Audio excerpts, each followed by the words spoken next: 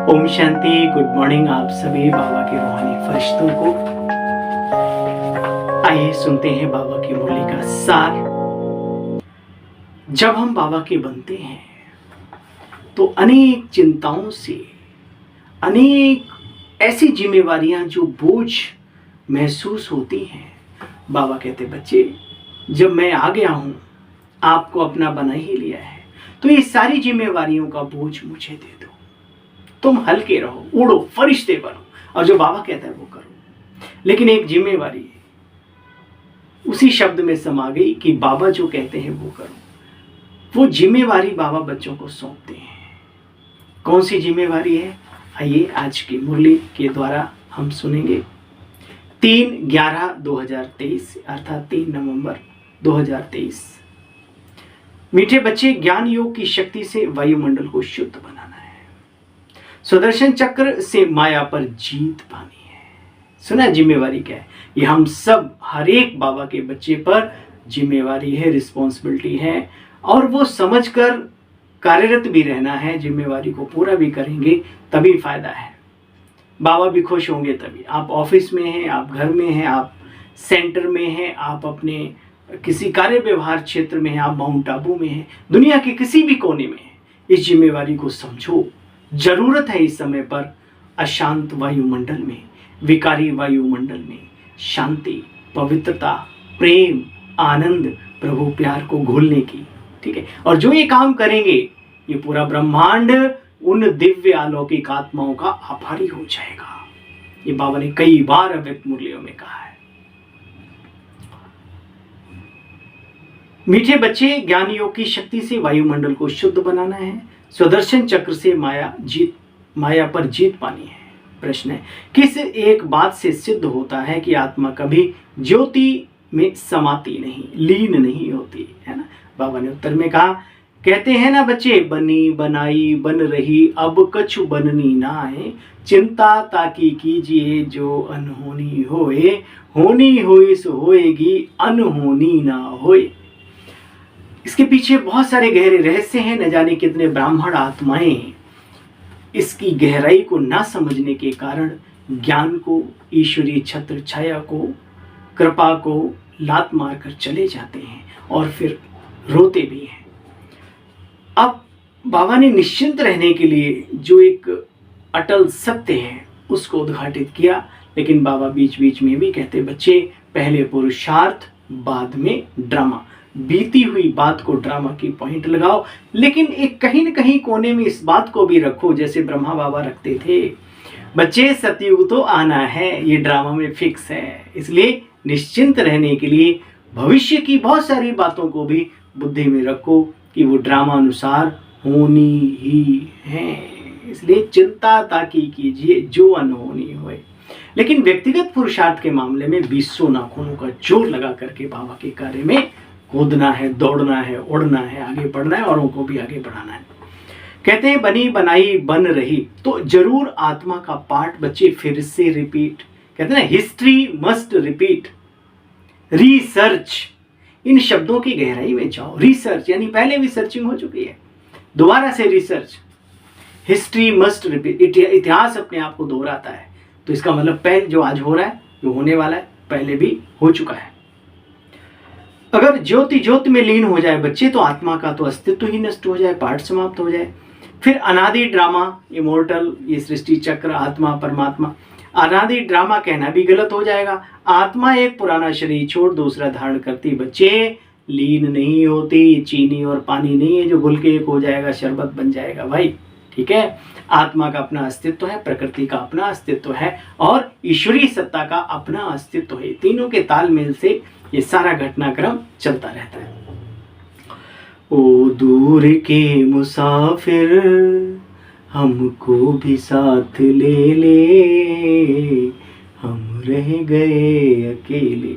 ये बड़े बाहर के गीत हैं। तो वास्तव में दूर का मुसाफिर कौन है?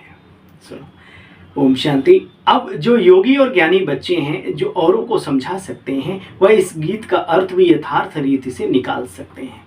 जो भी मनुष्य मात्र हैं, सब इस समय पर बच्चे जैसे कि कब्र दाखिल हैं, उनकी ज्योति जैसे ऊंचाई हुई है। बात मत पूछो तुम जानते हो। ऐसे लोग नजर आते हैं दुनिया में, सुनने को नहीं देखने को मिलते हैं।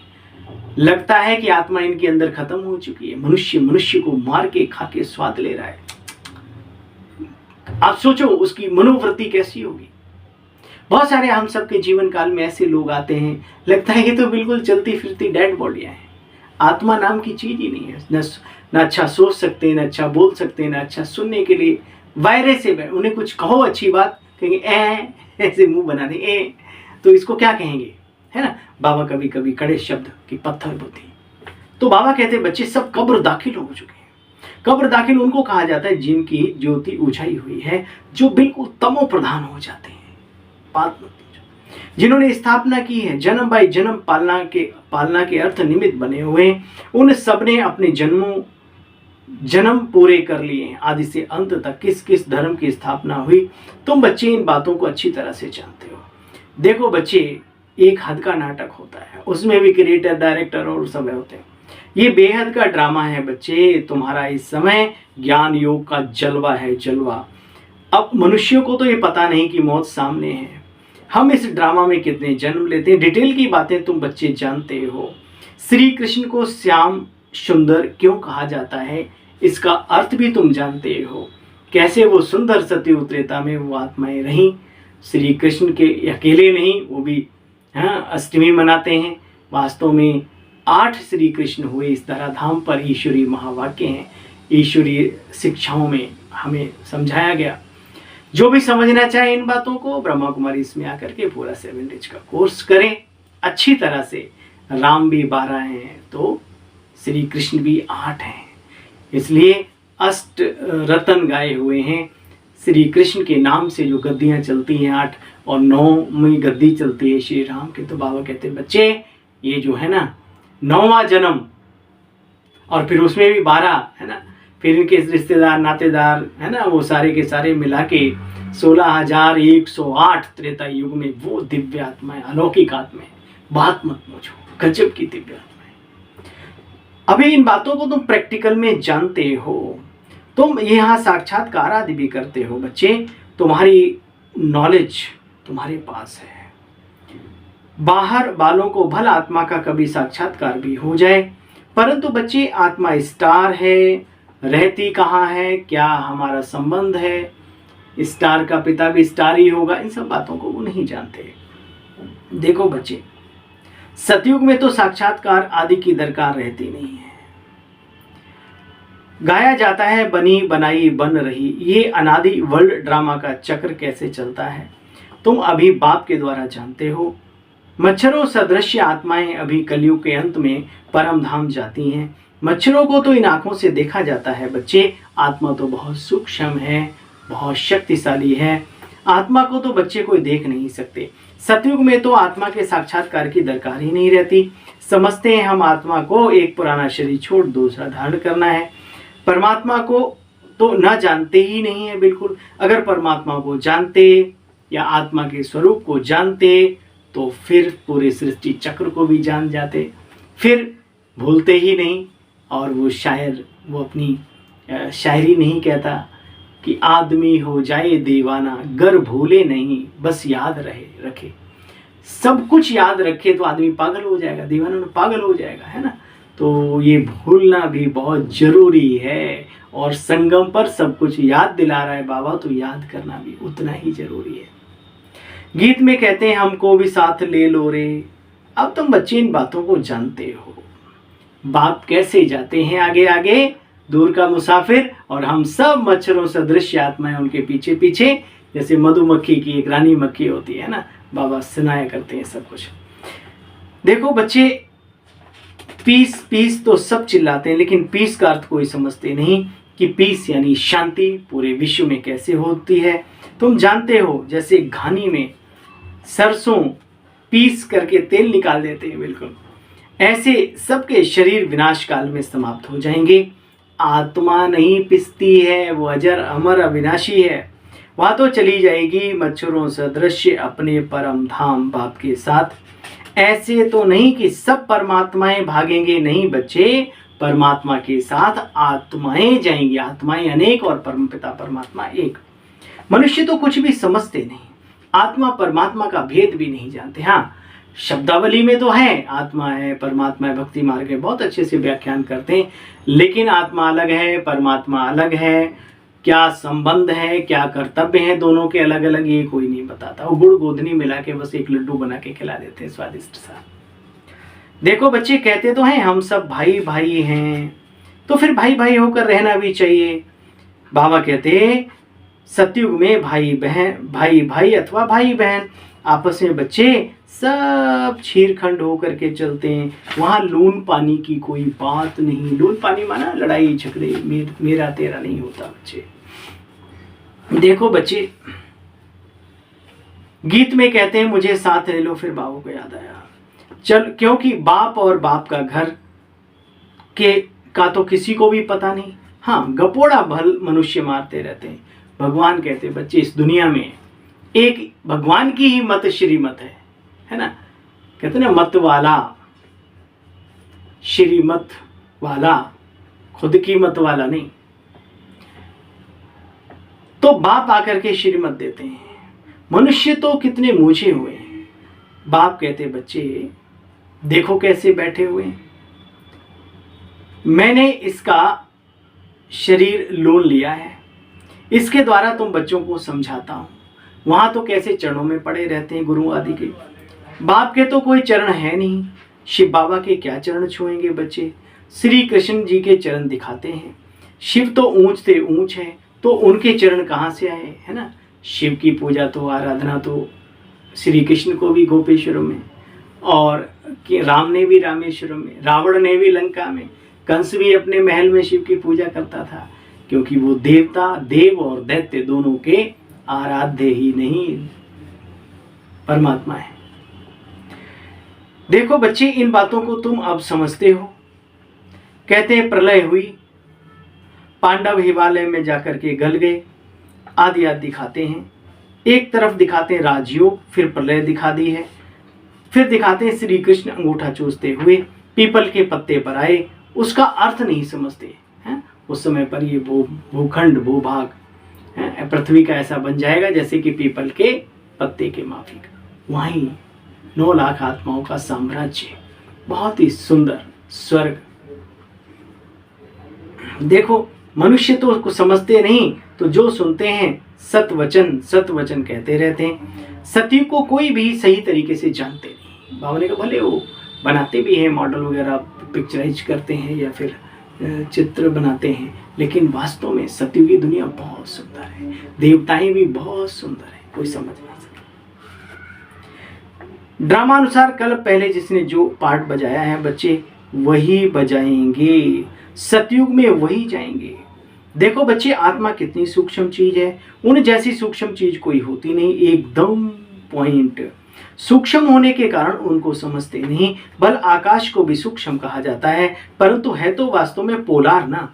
5 तत्वों के शरीर में आकर के कैसे बाप प्रवेश करते हैं, उसका भी गायन है। कितनी सूक्ष्म बातें, इन बातों को मोटी बुद्धि वाले जरा भी समझ ना सके। हाँ, बाबा बाबा करते रहते हैं, चलो ये भी बलिहारी है।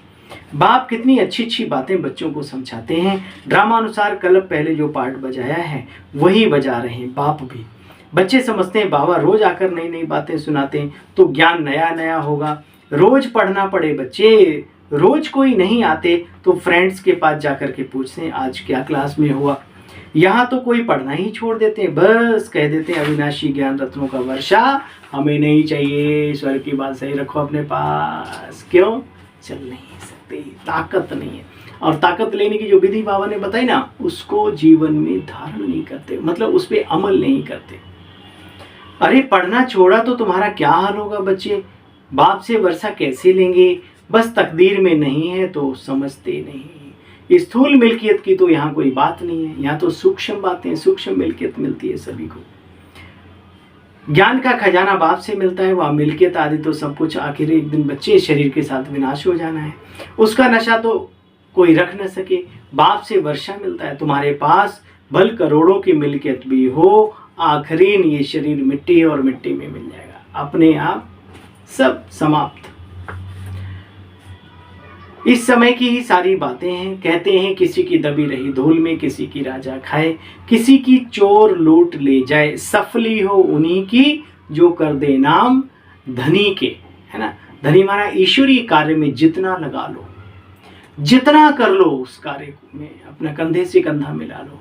ब्रह्मा बाबा ऐसे ही वहाँ के सतयुग के और पूरे कल्प के स्वामी नहीं बने, याद रखना। सब कुछ न्योछावर कर दिया, मान अपमान निंदा स्तुति जो भी है सब रास्ता में आ गए। तन मन ये नहीं सोचा हमारा बुढ़ापे में क्या होगा क्या नहीं होगा। ऐसे ही जो करे सो पाए, जितना करे उतना पाए, ठीक है। हम ये नहीं कहते, हम कहते बैलेंस भी रखो, लेकिन ईश्वरीय कार्य में बढ़ चढ़ के अगर भगवान ने आपको दिया है, तन अच्छा दिया है, मन अच्छा दिया है, धन ठीक ठाक दिया है, तो बिना पूछे लगाओ। अपने आप देखो कहाँ क्या जरूरत है वो लगाओ। तो बच्चे पुरुषार्थ करना चाहिए। तुम इन बातों को जानते हो, नए विश्व में नए भारत के मालिक बनते हो। मालिक विनाश तो होगा ना, तब तो नया विश्व आएगा। अब तो हालात भी बतला रहे हैं। बाप समझाते बच्चे, अब फादर को रियलाइज किया है तुम बच्चों ने, फादर के द्वारा, है ना। बाप को समझाया है, महसूस किया है, किसके द्वारा? बाबा के द्वारा। बाप समझाते हैं बच्चे तुम हमारे सिकीलदे बच्चे हो, कल्प के बाद आकर के मिले हो बाप से वर्षा लेने की। तो बच्चे पुरुषार्थ करना, नहीं करेंगे तो फिर पश्चाताप होगा, बहुत सजा आदि भी खानी पड़ेगी। जो बच्चे बनकर फिर कुकर्म करते हैं उनकी तो बात मत पूछो। ड्रामा में देखो बाबा का कितना पार्ट है, सब कुछ दे दिया, सब कुछ, कितनी बड़ी बात, सब कुछ दे दिया बाबा। फिर कहते भविष्य में 21 जन्मों के लिए रिटर्न दे दूंगा। आगे तुम इनडायरेक्ट देते थे तो भविष्य में 1 जन्म के लिए देता था, अभी डायरेक्ट देते हो तो 21 जन्मों के लिए इंश्योर कर ले। हम तो क्या समझते हैं पूरे कल्प के लिए। राजाओं संगम पर भी बाबा के बच्चे देखो जो सच्चे और अच्छे बच्चे हैं, वो किसी से कम थोड़ी, सब कुछ है उनके पास। देखो बच्चे, वह द्वापर कलयुग के लिए इंश्योर करते हैं ईश्वर को, तुम सतयुग त्रेता के लिए करते हो। डायरेक्ट होने के कारण 21 जन्मों के लिए माला माल बन जाते हो। अच्छा, मीठे मीठे स्किल बच्चों प्रति माता पिता बाप दादा का याद प्यार, गुड मॉर्निंग। रूहानी बाप के रूहानी बच्चों को नमस्ते। हम सब रूहानी बच्चों की रूहानी बाप दादा आपको भी नमस्ते नमस्ते नमस्ते। ओम शांति। धारणा का सारे अविनाशी बाप से अविनाशी ज्ञान रत्नों का खजाना ले, तकदीरवान बनना है। नया ज्ञान, नई पढ़ाई रोज पढ़नी, वायुमंडल को शुद्ध बनाने की सर्विस भी जरूर जरूर जरूर करनी है। भविष्य 21 जन्मों के लिए अपना सब कुछ इंश्योर कर देना है। बाप का बनने के बाद कोई भी विकर्म ना हो, इसका टेंशन रहे। वरदानी बाबा का वरदान हम सब वरदानी मूर्त आत्माओं के लिए, स्व उन्नति का यथार्थ चश्मा पहन, हमें दूसरों को ना देखो, ये बड़ी बीमारी है। दोष पराये देख कर चले हसंत हसंत, और आपुन याद न आवई जाको आदि न अंत। बड़े पूर्वज लोग कह के चले गए। इस ज्ञान में आने के बाद दूसरों को फरिश्ते रूप में, दूसरों को मम्मा बाबा समान बनाने आए हो क्या, या खुद बनने आए हो? विचार करो। अच्छा, जो करेगा उसे मिलेगा, क्यों नहीं समझते?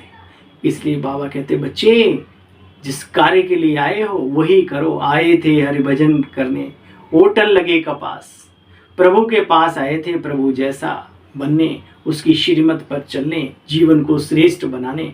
और आत्माएं कहाँ कहाँ भटक जाती हैं, अजीबोगरीब। खुद के घर नहीं संभलते और आश्रम वालों पर टीका टिप्पणी करते हैं। हाँ, तुम ये है वो है।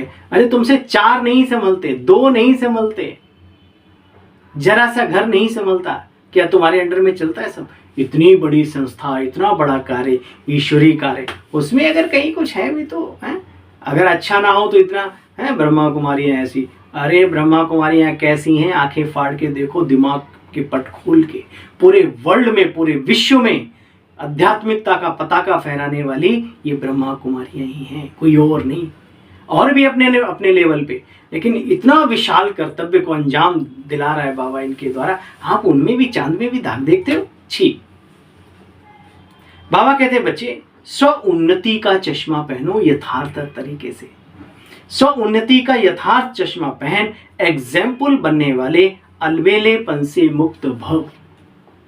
जो बच्चे स्वयं को सिर्फ विशाल दिमाग की नजर से चेक करते, उनका चश्मा अलबेलेपन का होता। उन्हें यही दिखाई देता है कि जितना भी किया उतना बहुत है, मैं इन आत्माओं से अच्छा हूं, थोड़ी बहुत कमी तो नामी ग्रामियों में भी है, ऐसे से बोलते।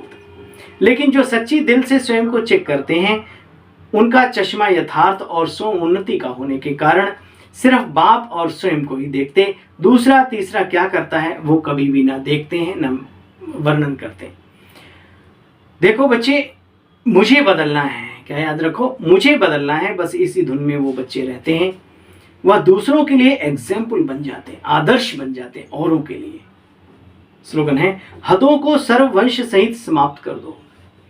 ये जो दीवारें खींच रखी हैं खत्म करो, वरना इन दीवारों में ही रह जाओगे। हदों को सर्ववंश सहित समाप्त कर दो तो बेहद की बादशाही का नशा रहेगा। मिठे मिठे बच्चे, ज्ञानियों की शक्ति से वायुमंडल को शुद्ध बनाना है। सुदर्शन चक्र से माया पर जीत पानी है, जीत।